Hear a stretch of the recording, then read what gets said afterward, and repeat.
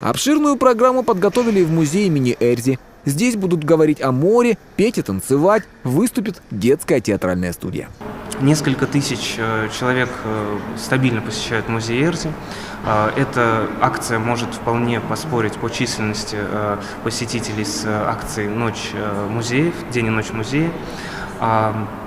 Что важно, еще необходимо отметить, девиз, под которым проходит эта ночь искусств в России.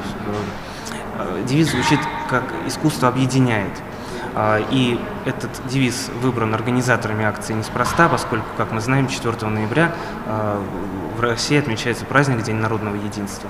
Полная программа «Ночи искусств» настолько обширна, что занимает несколько печатных листов, так что посетить все мероприятия будет невозможно, хотя бы потому, что проходить они будут на нескольких площадках одновременно. Самым верным решением будет составить собственный маршрут на основе информации, размещенной в интернете. Она есть на официальных сайтах музеев, театров и прочих учреждений, а также на странице Министерства культуры, национальной политики, туризма и архивного дела.